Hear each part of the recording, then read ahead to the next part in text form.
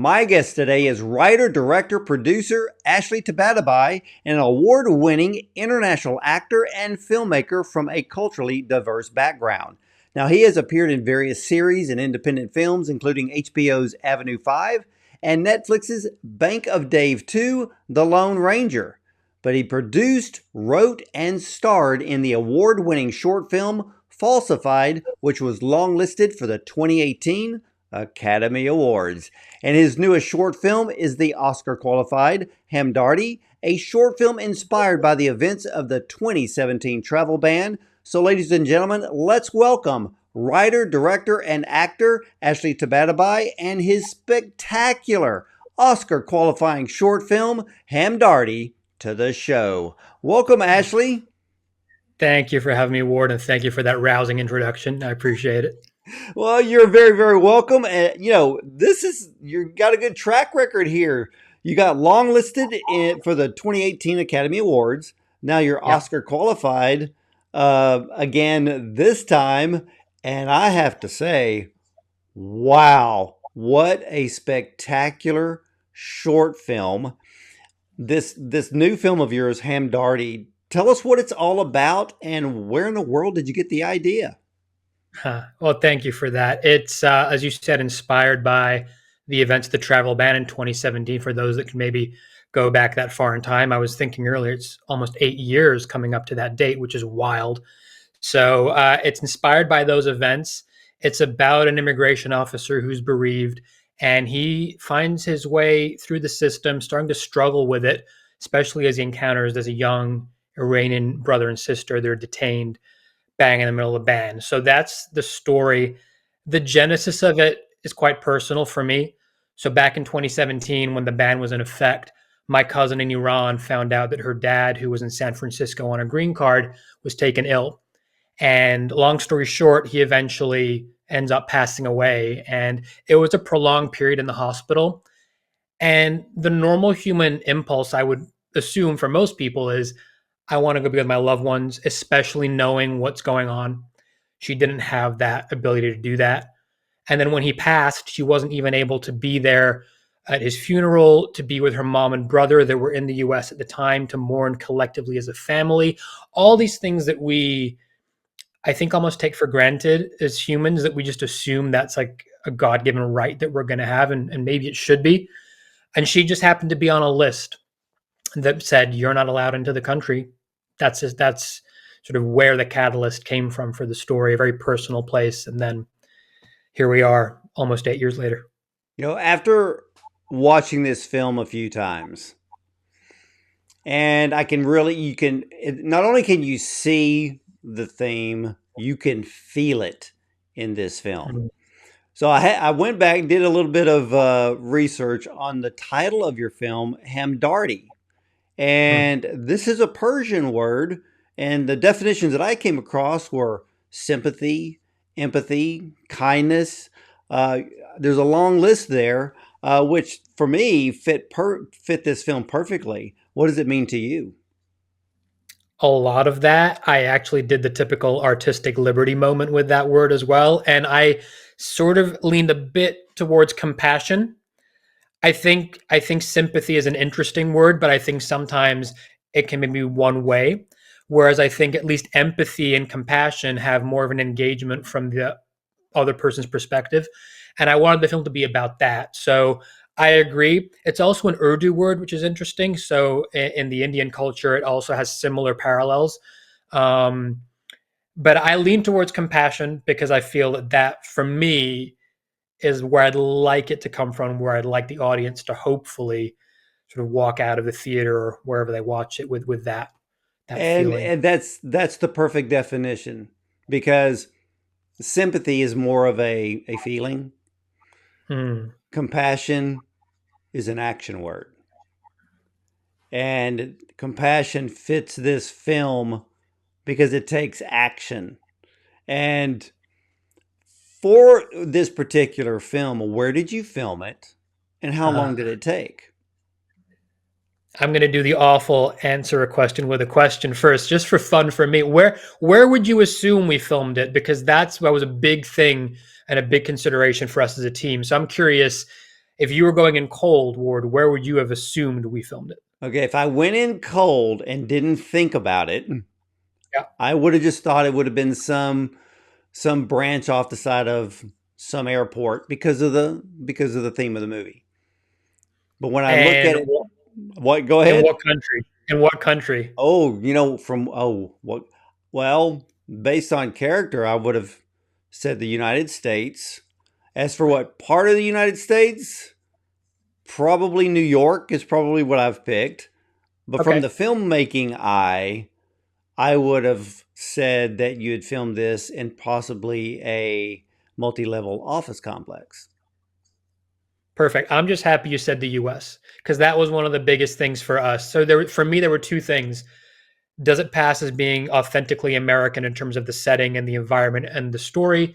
And then does it, because it's a long film for a short, right? And we can talk about that later, but does it feel long or does it flow? So in terms of where we filmed it in the UK, we filmed it in the north of England. And to your point, a lot of it was filmed in an office complex, and then another big chunk was filmed in an event space, an events arena where they do concerts. And we use the concourse and set dressing. Man, American flags work wonders in these settings. So the fact that you said it would come across as authentically American ticks one box for me as the filmmaker. It did.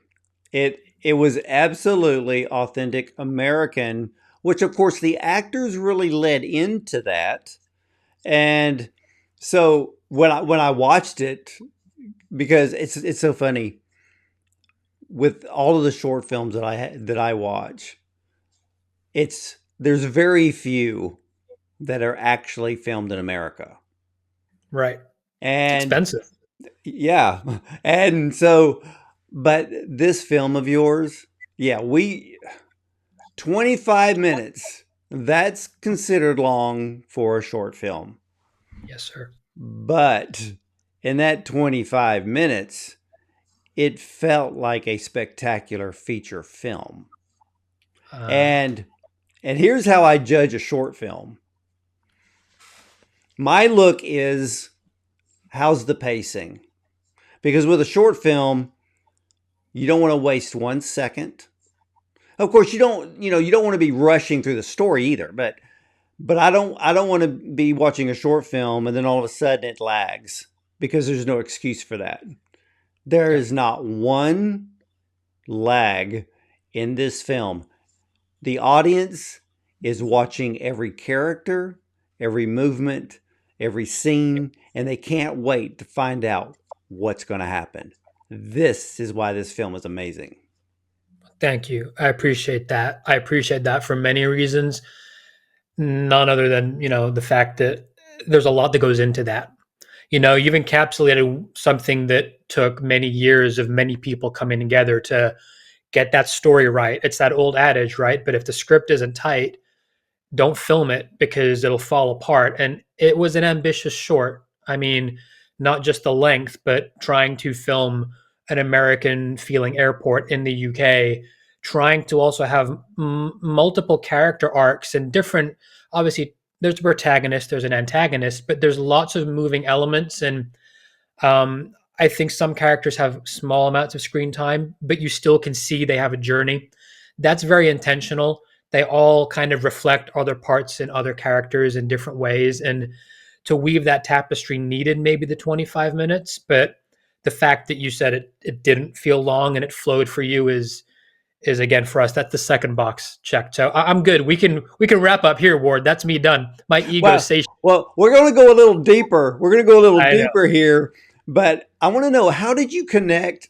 How did you connect with cinematographer Adam Lyons for your film? Because he's got quite the resume. I mean, he had a Discovery of Witches, which was on Sky. He had BBC and HBO's His Dark Materials and ITV's Endeavor. So you got someone with a great eye with a camera. He's good at what he does. Don't let him hear that. But no, he's great. Look, first and foremost, he's a friend. He's a longtime friend. The fact that he's a cinematographer and a filmmaker is a great add-on to that. But I think, it's friends first, and we just so happen to be able to dovetail creatively. And there's shorthand involved now because we worked on my first short film together, other projects, and we've kind of sort of come up together in the industry in different ways. And he's very good at taking smaller budgets and making them look like $1 million, or if it's $1 million of a budget, $10 million. Like, that's a gift that he has. I think a lot of that's predicated on the fact that he has a creative eye, and he's not just technically shooting; he's shooting for story. And I think you can see that in the short film. Oh my gosh, yes. I mean, last year, one of the nominated best live action shorts was Netflix's The After. Yeah, And when you look at that film, I'm looking at it going, yeah, they spent some money. I look at your film and I'm like, they spent some money because it has that look. And you're right. It comes down to the cinematographer. And if you have the right person, like you said, they can take a small budget and they can make it look like you spent 100 times more than what's on the paper there. But on film, this is, I mean, it looks every bit of an $1 million short film. thank you. I appreciate that. It's not, to caveat that. Um, I mean, it's relative, right? It's a lot of money from a personal perspective because this is self-funded, like pretty much 99%. So for me, it's a lot of money. But from the scale of, films and features, it's not even a drop in the ocean, right? It's probably craft services on a huge Netflix show. So for him to take that and then make it feel that polished level, I had no doubt he would. Uh, and I'm glad that it resonates in that way. Yeah, and with a story like this, for you, what type of research did you do in the area of immigration officers and how they do their job? So I think some of it's by osmosis and just lots of traveling in and out of the country, but that obviously wasn't enough. I think for me, the production side was huge. So it was more about actually looking at how they've been portrayed in films and TV shows in the past. The Terminal by Spielberg, low hanging fruit, obviously, but there was lots of moments in that I really spent time watching over. Firstly, the opening scene, if you remember that film, it also starts with a concourse where people are coming in and passengers are descending onto this sort of what is initially a still airport. And so that was interesting to look at. And then also a lot of the Stanley Tucci scenes in that film where he is in an office, and how can you make an office space, which is what we were working with, feel authentic and lived in by these types of people. So a lot of it was production side wise. And then, truthfully speaking, I wanted the officers to not be an antagonist. I don't want to layer like those labels on them because it would be easy to say they're the bad guys in this scenario. That's not what this film's about. For me, it's like, let's shed the labels. These are people doing their jobs. Some have perspectives on what happened, some maybe didn't. They were just doing what they had to do. Um, and so I think it was important to see the humanity in every character. So, short answer to that question is, it wasn't so much about the job, it was about the people wearing the uniform. That's correct. And I think what there's this little thing for me when I watch films that are in this type of environment, where it's like an office type situation. I am so glad that the place that you were allowed to film this, that the walls were dark, Mm. because nothing looks worse to me on film than someone being in an office setting and the walls are either stark white or light gray, but you had this much darker tone in the background, which I loved because it played off the lighting from the windows. And it actually had, it's kind of weird. It actually had this slightly warm feeling to it, which I like, and not just sterile and cold, because it just worked. And I think that because the cinematography of this film is so good, people will just be brought into each character. Now, when it comes to the characters of Here this we film, go. Let's do it. let's talk about Hank. Now, Uh, Hank is the older immigration officer. While I was watching the film, I had to keep going back and I keep looking at it. I'm like, okay, let's break him down a little bit. He comes across in certain cases he comes across or appears racist, both in his speech and his body language. Then there's the look in his eyes that he gave when they were in the interview room. mhm. Or he's just that way. His demeanor comes across that way because he's just following the rules, wants to get through the day and go home, but he shows no signs of giving no room for compassion of any kind. I agree. I agree. And in many ways, that is kind of the MO, right? He is the physical embodiment of the band. He is the antagonist in a traditional sense. But we were very mindful to try and give him a few moments where just for a second, you don't like anything he does, but can you still see a bit of the humanity to go, I see where that could come from? And that's a part of the conversation that I think is important, right? Like, look at the world we live in today. It's so extreme and polarized, and we don't take any time to try and understand other people because we just want to be right. And I think it's clear that his actions are not morally favorable, but can we understand why maybe? And I spoke to the actor Mitchell Mullen about that a lot. And a big part of the conversation was this is a guy from a different generation. He maybe grew up in an era where you still trusted what government officials and higher ranking people were telling you because there was a hope. And the American dream, it still means something now, but by God, did it mean something a lot more back in the 60s, 70s, and 80s. And that he still lives from that place. And I think that was really key with that character, just to not make him a caricature. Yeah, and the other thing that I loved that you did with his character, you give us the audience this tiny little bit of, okay, Hank's gonna break. We're gonna see his good side. You take us to the very edge and then you pull us back.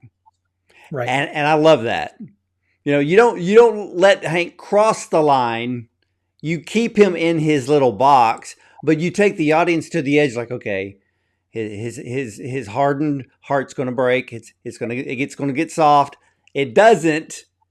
And I'm like, Right. I love this. I love that with Hank's character. But then there's Ethan, Hmm. who is dealing with his own situation with his own daughter, Yeah. who shows compassion towards the Iranian brother and sister.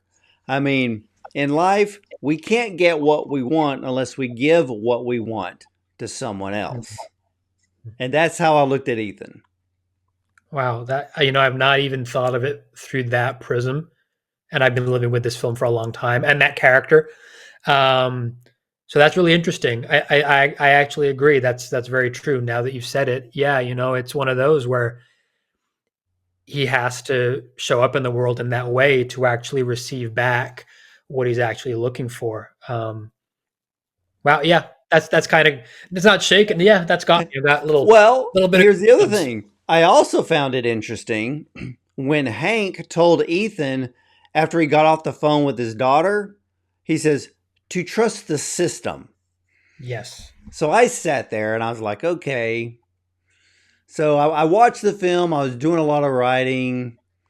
And then I walked away and for a few hours, just trying to clear my head because there's so much to do. And then I'm like, to trust the system.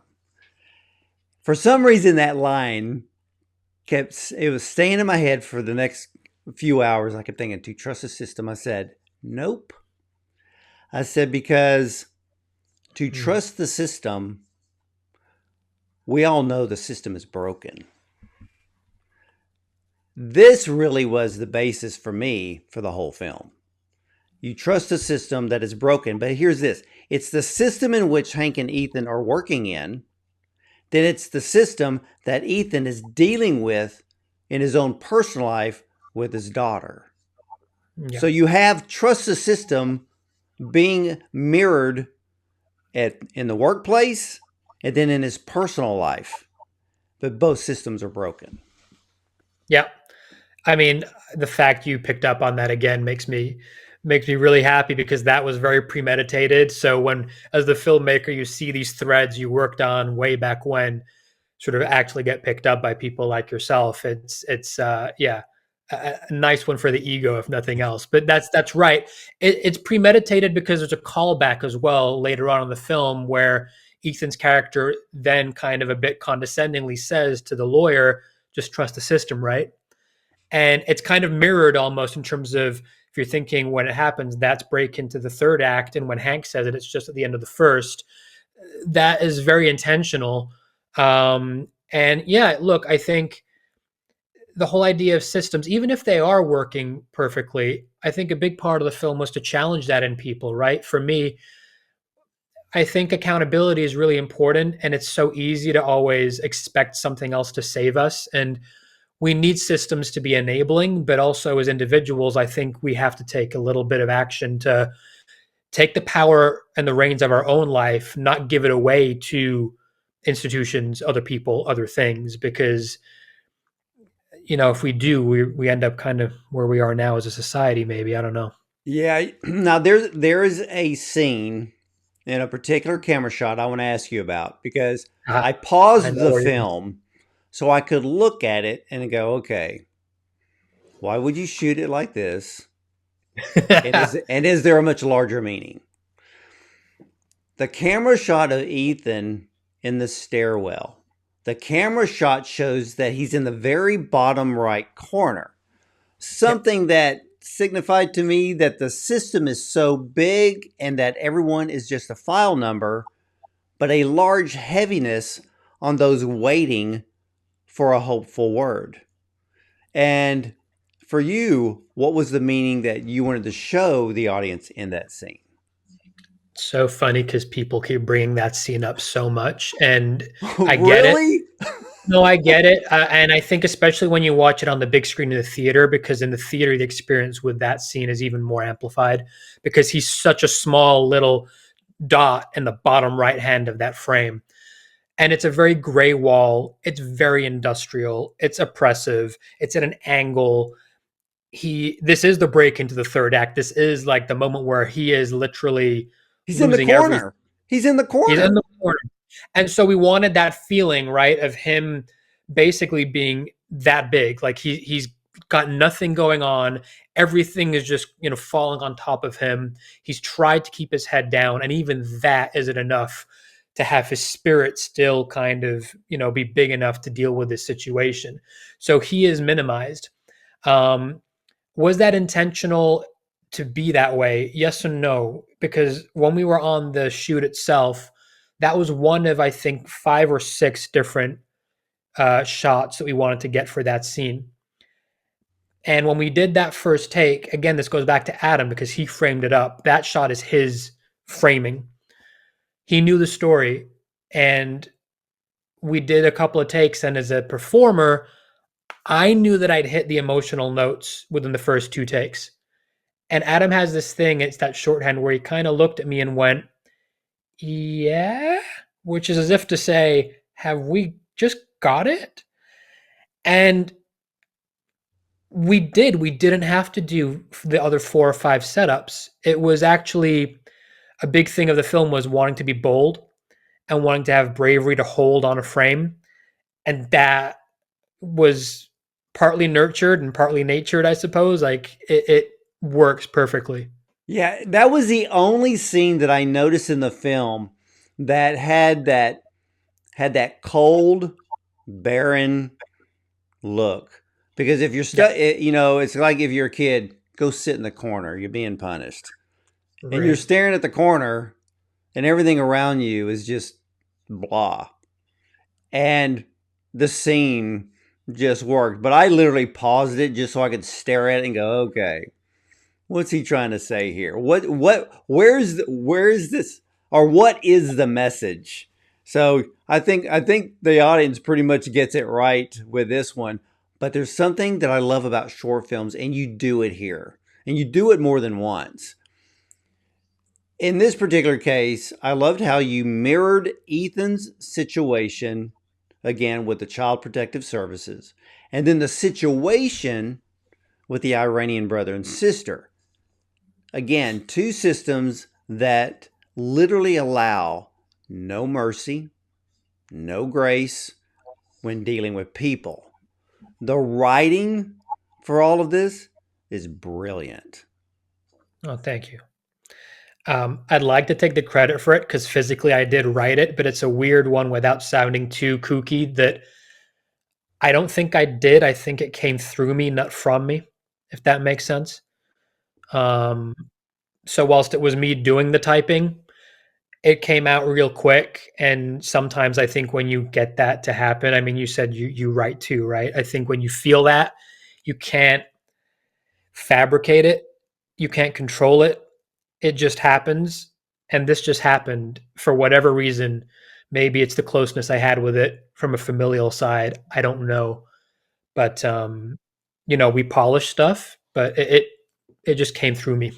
Well, you took Ethan's character to a deep, dark place. Ethan was staring at a bottle of vodka, and I'm looking at the scene, and just the thought of being in a situation where no one will listen to you, no one will cross the line to do what is right.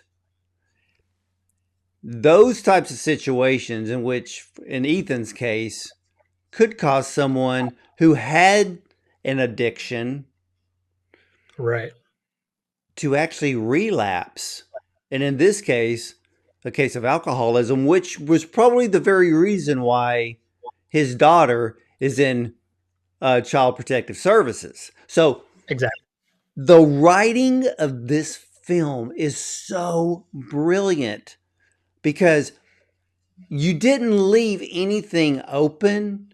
There's not a stone that was, I mean, everything was in place. The storyline for 25 minutes, you have all of these extra elements going on into a person's own personal life, and it it just worked.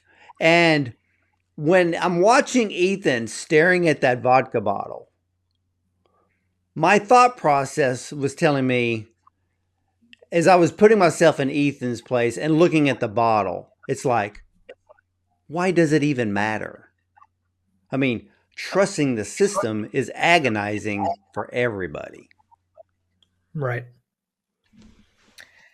And I think that's part of the message, though, right? Like, and a big part of it was to what extent are you willing to keep trusting the system whilst compromising your own moral compass? And at what point is enough that you need to actually follow what you're actually being told from the inside and what's your intuition guiding you to do? And sometimes that can have consequences or not go the way you personally want it to. But yeah, he in that moment has lost everything, or at least he thinks he has. And it would be easy to go down that route of relapsing. And he knows where that'll take him. And Mhm. sometimes we follow the path we've already traveled until we maybe learn the hard way or not. But the genesis of that story was he's going through all of this, but he also, through his arc, realizes that the system's telling us to do this particular action. Why? Because these kids, just because they're on a list from a particular country where they just happen to be born into, are being deprived from having the exact same experience that I want. He wants to connect with his daughter again. These two siblings want to connect with their father who's ill. What's the difference in the grand scheme of things? Yeah, Nothing. and I want to kind of, the actors that you chose for the ones that are playing the foreigners from banned countries. And then Yeah. you have this waiting room, Mhm. and everybody, their acting was on point. And I love the fact too that you didn't bring in characters like the brother and sister, that you didn't bring them in as being, hey, we're from Iran and we know English.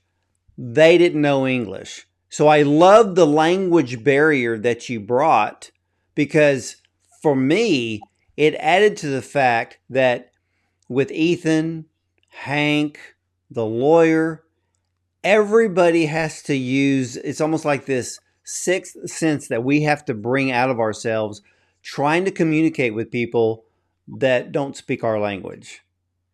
And it's the facial expressions, it's the look in the eye. It was even Ethan, you know, even when he brought in the spiral notebook and a pen, Right. so the little girl would have something to, draw pictures on and bypass the time. Now, did you do some extra research on that element where people are held in a waiting area? Because I kept thinking, my gosh, it's been 3 days. We did you just make them sleep on the floor? Yeah, I mean, I did look into some of the stories that had been spoken about from people that had been caught up in that first 2, 3 days. I think in the reality, it was around day two, day three, they started to let people come through. But there were stories of people that weren't even from those countries that just got caught up in the whirlwind of it. And a lot of the verbiage and the dialogue from some of the officers might seem quite harsh in the film, and maybe to the point that you go, that can't be true. But some of that's taken from actual, like, firsthand accounts from people that were there, or just from things that I've heard officers say to my dad over the years going to, like, Newark or JFK. It's like these are the kind of things that people go through. Um, and yes, there was a particular thing I read about where the lady described the room as being very cold and almost like a waiting room in a hospital. And the only sign or the only kind of little bit of flavor that existed in that whole space was a little poster or message on the wall that basically said no cell phones allowed in, like, very small oppressive print. And that we kind of stole that, put that in there ourselves. But um, yeah, it was key to kind of reflect the experiences that people really went through. The other thing that I liked was that the waiting area for those from banned countries, technically the room was walled in glass. I Yeah. like that because it gave this open feeling. Yeah, you may be contained, but you can see the outside. And by seeing the outside, there's hope that you're going to get through the system, and hopefully someone shows enough compassion to, especially for the Iranian brother and sister, to see their ailing father, where that other gentleman in the waiting Yes. room didn't get a chance. And so I love that too, because you're allowing different things going on in this one room, but the setting was everything. Because I'm glad you didn't put it in an enclosed room with a bunch of white walls. But I think the glass, the openness also lends to the fact that, hey, there's hope. You can see hope from this perspective.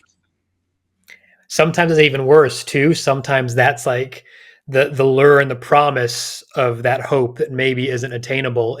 We called it the goldfish bowl. It's kind of like a zoo when you're looking at wild animals from the outside. But and that sounds really awful to say it like that, but that is, if you're thinking about it, some people are being lesser than just because they're on this list, and you're kind of keeping them enclosed in this space, but you're almost even subconsciously taunting them, to your point, by just going about your everyday business.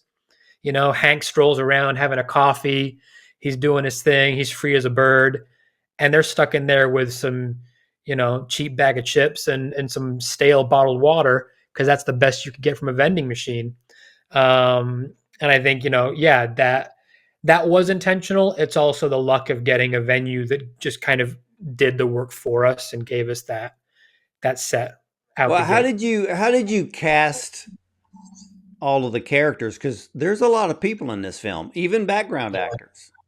Yeah, a lot of people. So Hank, played by Mitchell Mullen, and Carol, the lawyer, played by Helene Maxud, are both friends and people that I've known for a long time. So they were locked in around the time I started writing the script, and that was really helpful.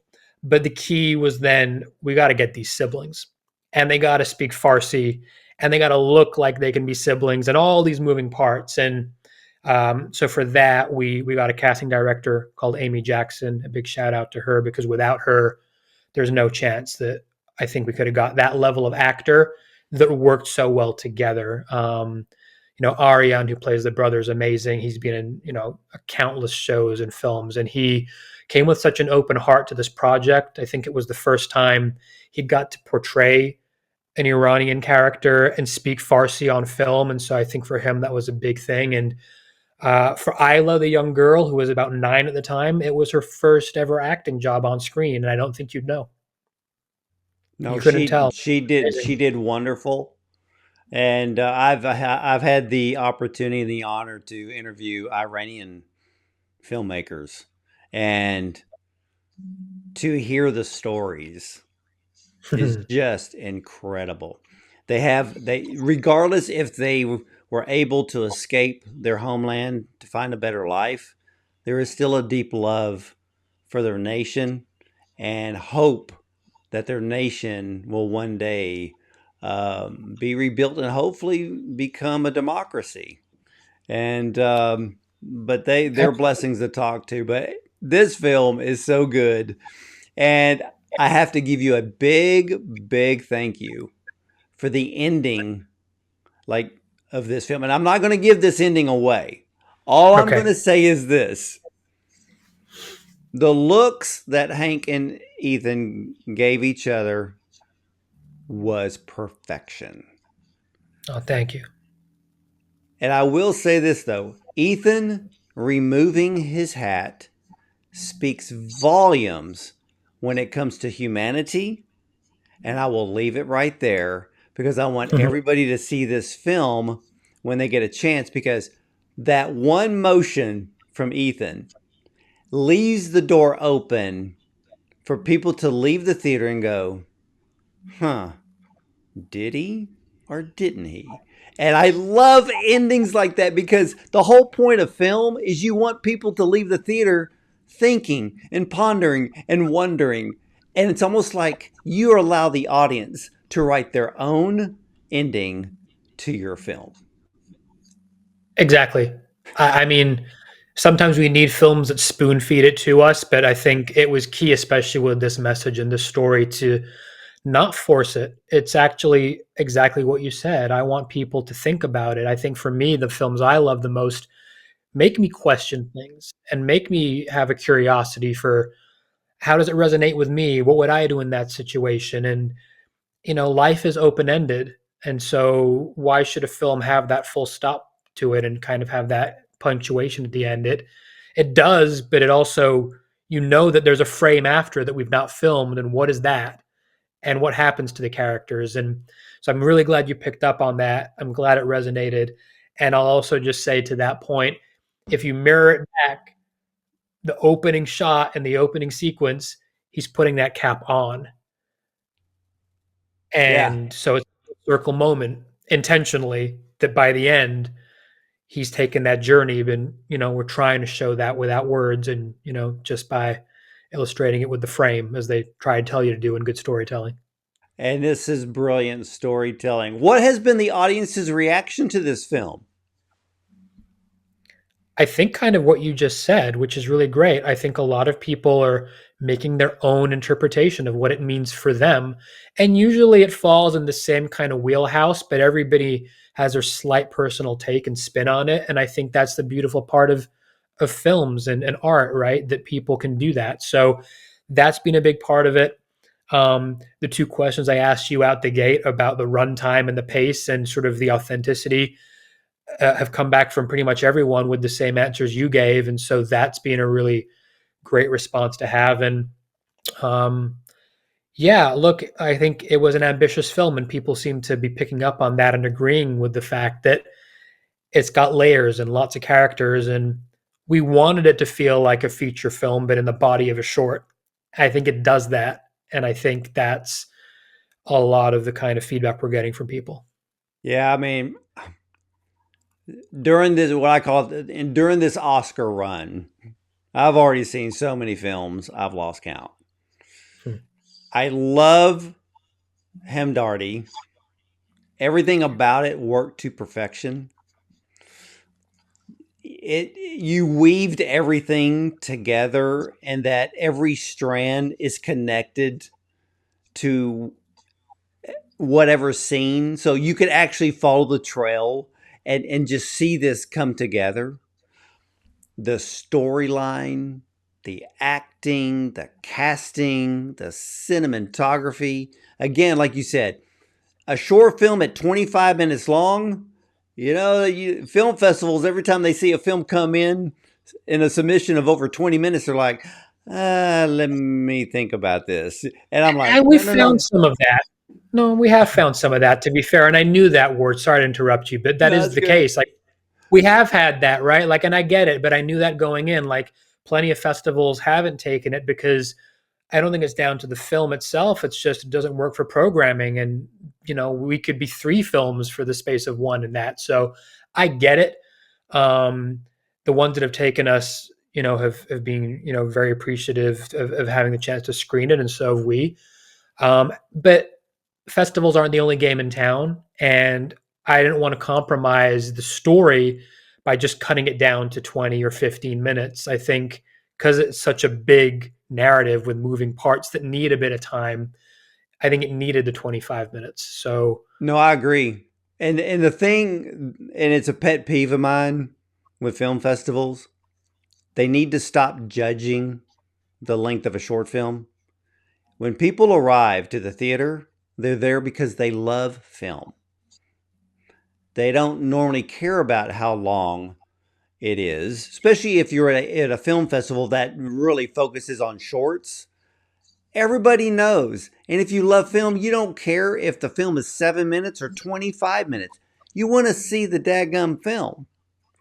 You know, Now I know that Scorsese and the rest of them are getting into this whole realm of 2.5, 3, 4 hour films. I don't. If I see that, you can count me out. I'm not blowing half my day on one right. film. Okay, but that's why I love shorts. And this short film, okay, I've got to ask because this short film feels like a feature. Are there plans for a feature film based off this one? Not at this stage. No, I mean, never say never, right? But that wasn't the intention out the gate. I wanted to stand alone on its own 2 feet, and then who knows? We'll see. But it wasn't the intent, so not at this stage. Well, ladies and gentlemen, I will tell you this. Hamdardi is a thrilling masterpiece of a short film. It's longer than most at 25 minutes, but every minute, I should say every second in this film mattered. I mean, Ashley tells the story of Ethan, a bereaved immigration officer. He's struggling in his role in the system after meeting a young Iranian brother and sister detained during the travel ban. Now, this short film, again, we've already discussed it, has the feel of a high quality feature film. Again, this film has the story, the acting, perfect casting, and the cinematography is so good, nothing was missed.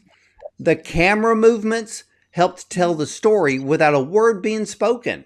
Sometimes, when there are language barriers, the look upon one's face or in one's eyes tells the story. And like this story has shown us, sometimes it's that facial expression or the look in the eyes that's actual. It's actually the language. So it brings the scene, it brings that moment to life. Now, when one hears the phrase, trust the system, well, it feels more like one has lost all control. No one will listen because people today don't treat others like humans, they just treat them like a file number. We live in a world that is beyond borders, but those borders need to be bound by compassion. Again, Hamdardi is a thrilling short film that can only be described in one word. This one is a masterpiece. And Ashley, I want to thank you for sharing your time and your insights and your film with us today. Thank you, Ward. Thank you so much. It's been amazing chatting to you. I think that the fact that it resonated in such a way means the world to all of us that worked on it. So I appreciate it. I appreciate your time, and hopefully we'll get the chance to see the film and enjoy it in the same way you did. Amen to that. And please uh, tell the rest of your team with this film much success. And I can't wait to see what happens in this Oscar run up to the 2025 Academy Awards. You never know, but this one's got all the elements so far. So we'll keep our fingers crossed to see what happens down the road. And ladies and gentlemen, as for me, I'll either see you at the movies or from the red carpet.